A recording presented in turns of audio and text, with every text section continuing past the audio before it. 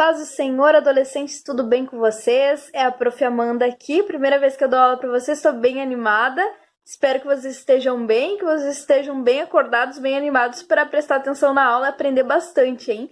Já pegaram suas Bíblias? Se ainda não pegou, vou dar um tempinho para vocês agora. Vai lá, pega a Bíblia, que eu já vou ler o versículo principal, hein? Fiquem ligadinhos, a aula já vai começar. E aí, já pegou tua Bíblia? Se ainda não pegou, dá um pause aqui no vídeo, vai lá e busca a Bíblia que eu já vou ler o versículo, hein? Se encontra lá em Atos, capítulo 2, a partir do versículo 1, que nos diz assim: A descida do Espírito Santo.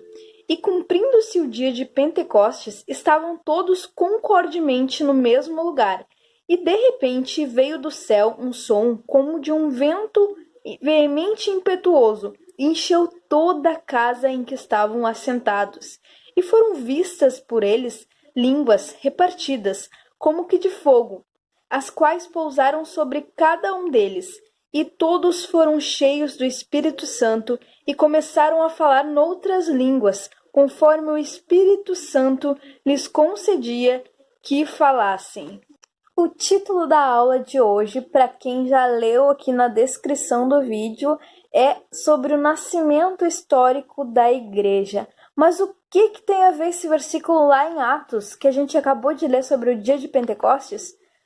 Vocês já vão ver, vocês já vão ficar sabendo. Já vou contar para vocês. Prestem bastante atenção. Então vamos voltar lá no início.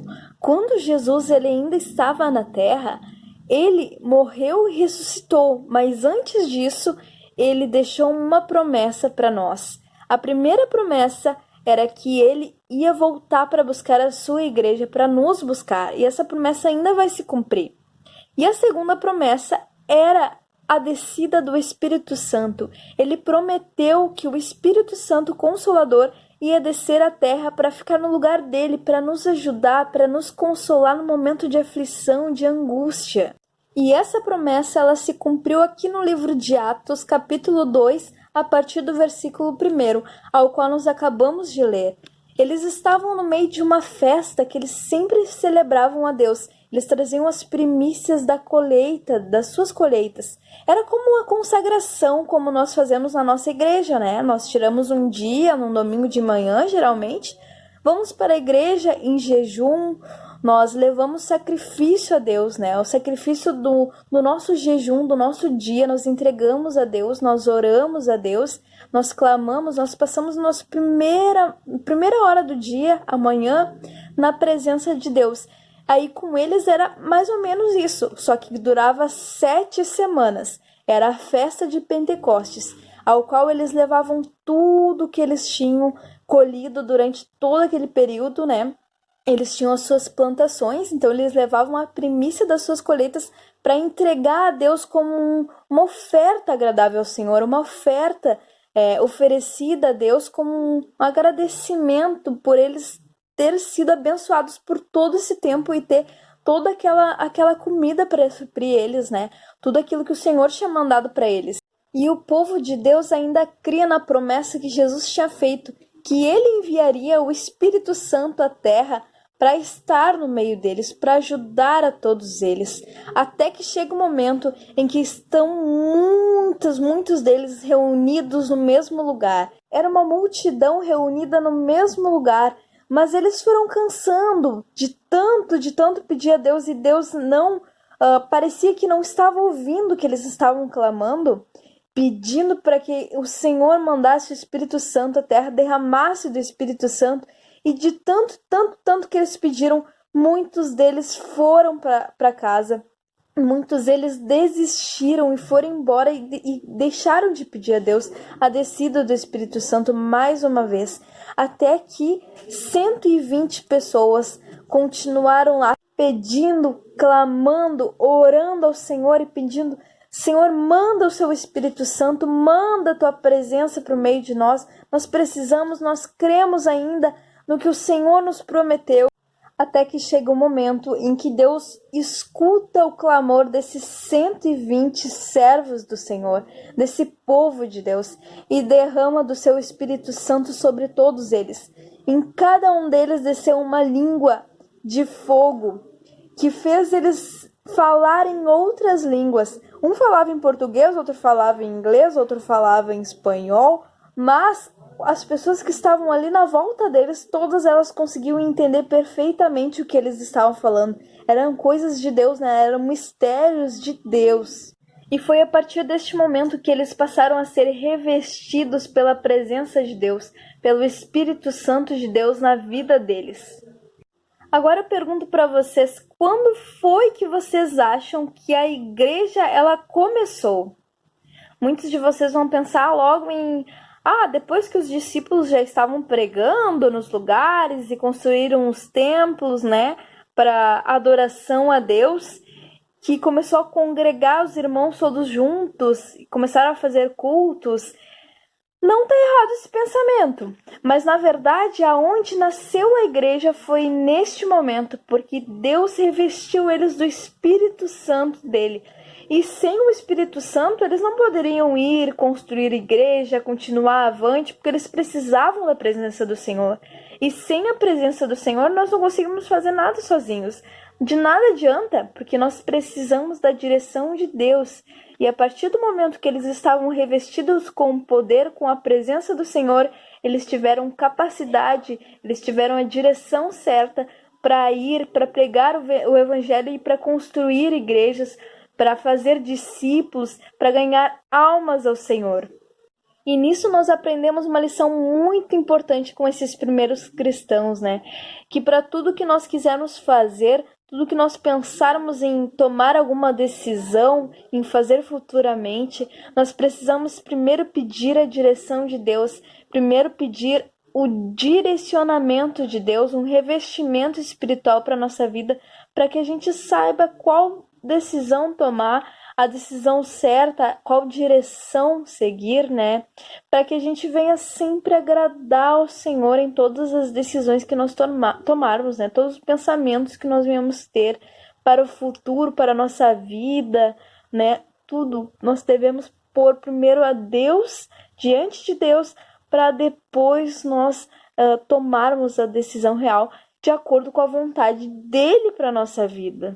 Então os discípulos de Jesus foram pregando o evangelho a todos os judeus em Jerusalém. Eles ainda não entendiam que era para pregar a outras pessoas, não somente judeus, né? Podia ser outros povos, outros de outros lugares, mas eles ainda não tinham esse conhecimento. Então os judeus foram aumentando. Aqueles que começaram a crer no Senhor foram aumentando. E então causou muita inveja nos fariseus, aqueles que não criam em Jesus, que achavam que eles estavam blasfemando contra o nome de Deus. Então eles passaram a ser perseguidos pelos fariseus e por esses mestres da lei daquela época.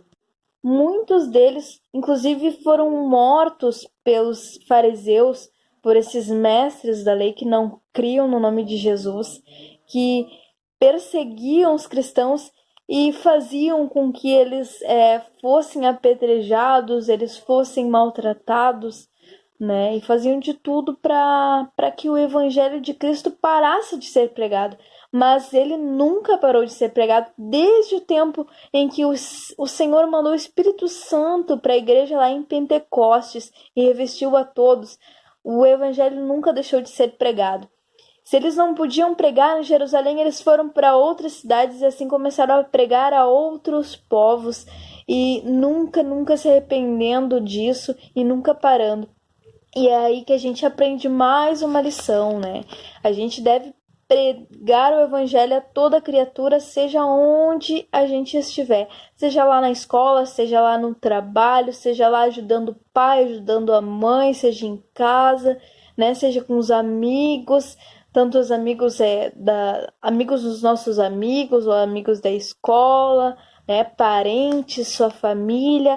Nós devemos sempre falar do amor de Jesus, sempre que a gente vê que uma pessoa está precisando ouvir uma palavra amiga, a gente deve ir lá sem medo nenhum, sem vergonha nenhuma e falar que Jesus pode consolar o coração dela, que Jesus pode mudar a situação, Jesus pode ajudar, porque nós sabemos que o nosso Deus ele é maior que todas as coisas e que ele pode tudo, não tem nada que seja tão pequeno pequeno, que o Senhor não consiga resolver. Então nós temos que ter a certeza do Deus que nós servimos e falar para todas as pessoas o quanto Deus é bom, né? O quanto Deus nos ama, o quanto Deus pode fazer tudo que a gente imaginar.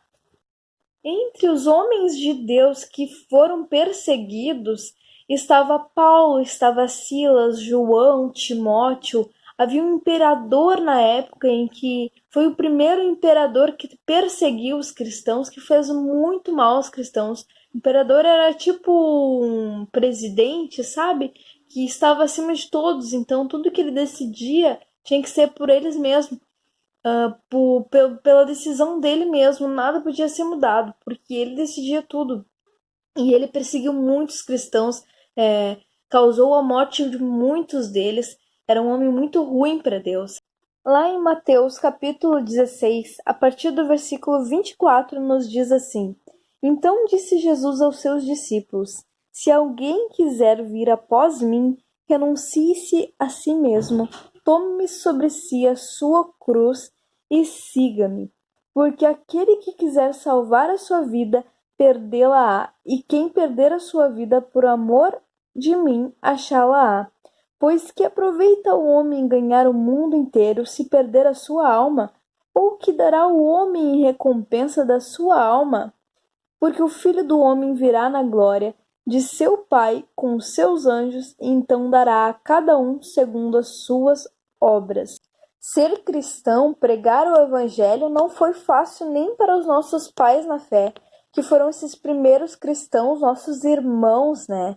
Então, para nós não vai ser fácil também. Muita gente não vai concordar com o que a gente pensa, com o que a Bíblia nos ensina, com o que o nosso Deus nos mostra, né? Nos ensina a seguir. Muita gente não vai concordar, vai achar errado.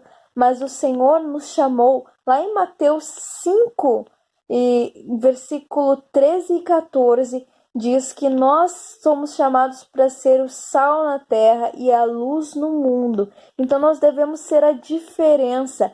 O mundo todo pode estar pensando alguma coisa, indo sentido para lá, e a gente pode vir em sentido para cá, porque a gente é na contramão do mundo, porque a gente deve ir na contramão do mundo, dando assim mais importância para o que o Senhor pensa e não para o que o mundo pensa.